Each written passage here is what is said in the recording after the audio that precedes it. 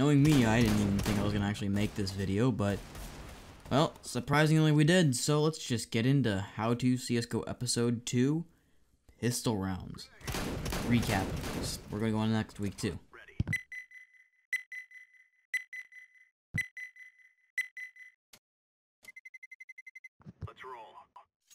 What's up guys, it's Bone here, and well, like I said in the intro, I didn't even think I was gonna continue this series, because, you know, I record probably 15 videos to upload a week, but I actually don't upload most of them. It's kind of sad, but it's just, I don't view the contents either worthy of my channel or right for my channel. Anyway, let's get right into the next thing, and that's, well, what did I learn this week of pistol rounds? And what you're going to be seeing is a variety of pistol round gameplay in the background. Tell me for the next week if you want to see it with the X-ray on, the demos with the X-ray on. You're not going to actually see the this week's footage again, but we'll talk about it next week. And I have plans for next week, working on free aims and moving a little bit slower and team strategy. Because this week I watched a bunch of pro games and saw that they moved a lot more slow than I expected when I actually am trying to work on my own strategies personally. Now, let's get right into the stupid next thing that's the actual damn freaking video at this point. Yet we're a minute 30 in. So, pistol rounds. What did I learn on what pistol rounds do and require and what they really affect? Well, pretty much the main majority of the rest of the start. So if it's at the half and you win the pistol round, you have a significant advantage. Now, second thing I learned is, well, always force up second round regardless. Like, your team should entirely all force by second round, because no matter what, in order to get a stable eco going, you're gonna have to save 3 additional rounds after that in order to get that full buy bonus. Now, even in Novas and Silvers, people don't generally expect them to force buy, so you'll actually probably get a much larger jump on the enemy than they would expect, because they're mostly going to expect, oh, they're going to mine full-on hard eco, Glocks, cocks out, and no armor and shit like that. So, in the end, I think that no matter what, you probably should be forcing, especially in the lower elos. If you're watching this and you're a Nova 2 and below, definitely get your whole team to force up every time and just play it. T side, I'd recommend a Tech 9 armor buy, maybe a Tech 9 P250 with utilities or something like that. And CT side, like I said, 5.7 Deeg for the Opper, and P250 and armor for the person who wants to utilize utilities a little more effectively. Smoke long, smoke cat, smoke short, you know, all the callouts for Dust 2 that I'm going to list off, because, you know what, I don't know any other callouts right off the top of my head. So, what else did we learn over the period of a whole week? And then some of this gameplay is actually a little bit older than a week, because I did say that I was going to upload on Friday, but Friday was a complete shit show of stuff. Working up your eco after a pistol round is very, very crucial. If you really wanted to get some eco in the bank at lower elos, either shotgun or UMP, because I think the shotgun gives you about $400 or $800 per kill, meaning that basically after the first 2 kills, you're going to come back out on top. And if you can't get those 2 kills, if you get 1, you're already coming out with a little bit more eco than you expect. Same with the UMP. I think the UMP offers 600. Now, correct me if I'm wrong in the comments. I'm pretty sure I'm wrong. And it's like 2:30 in the morning here, 4 in the morning, whatever it is. This is an ace. I got an incredible flank on them, being a little bit more aggressive than I should have been, and it surprisingly worked out in the end. Now, back to eco control. Once you get eco control, you really don't want to let it up. Utilize the other team's weapons for an advantage. So if you're on CT side, pick up AKs, AWPs. Generally, like, if you have the economy that can support and you can pick up an AK over an AWP, do it, because the damage potential of an AK is a little bit higher than a M4 overall. Now, if you're inexperienced with the AK recoil, but you're better with the M4 A1S recoil, then I would recommend making sure someone has a buy of an M4A1S so you all can save your eco and you give that AK. Because honestly, AKs are detrimental regardless of what side. That a one-tap headshot percentage or headshot chance is just beautiful, and it just adds so much. You want higher damaging guns. That's the reason T side does have a lot more power on the automatic rifle side. The AK just has that one shot to the head, and the CT does 90 or 91 depending on the time you hit them. The first recording of this, I actually rendered it and started the upload. I decided I wasn't going to, but, well, audio levels were fucked up still.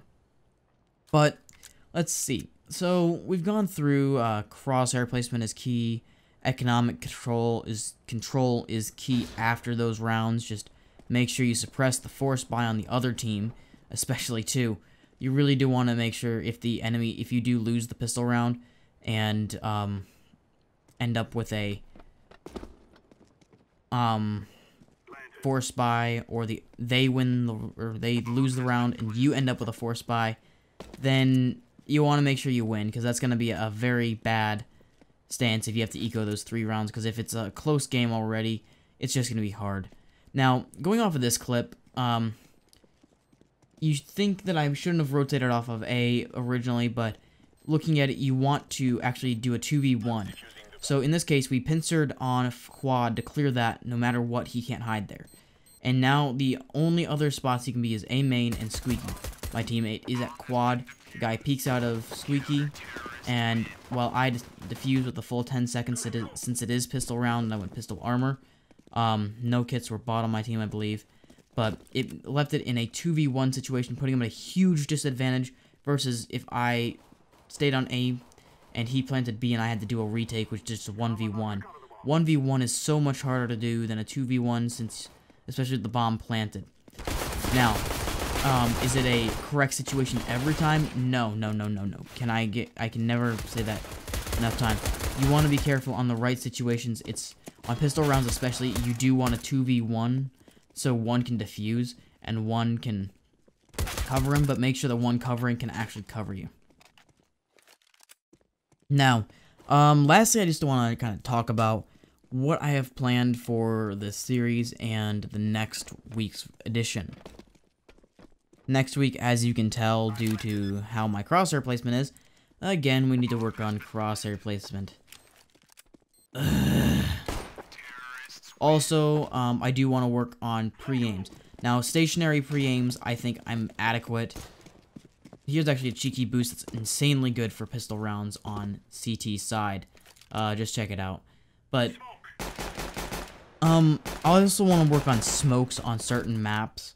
The maps I want to work on are Cache, Mirage, and I believe the team wants to work on Overpass. Now, correct me if I'm wrong, if any of the team members are watching this video, but I do want to work on smokes. There's a website that I will link below that actually is very useful, but it's just a great website that shows you all the smokes you can think of.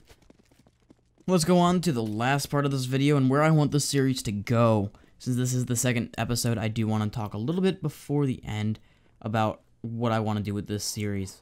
This series is primarily a way I want to work on my team strats, because that's another thing we're working on the team, getting strategies together. We've got a 5th man, but we might be back down to a 4-man due to having a semi-inactive on the roster currently, working those issues out still.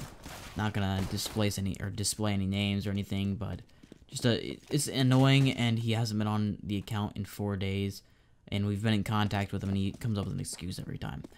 But so where do I want the series to go to? Well, I'm using it to improve myself as a CS player, also working to improve you guys, my viewers, and also just wanting to revamp the content I'm bringing to my channel, because like my content has kind of gone all over the place. If I look back at it now, I've done some videos on VAC, some videos on smurfing, some videos on a variety of other things, and it's all general CSGO related, but I want to be more like, not a top 5 CSGO tips and tricks channel. That's not exactly what I want to be. I do not want to be that kind of crap, because those are just pretty much just very mellow and stupid content-wise.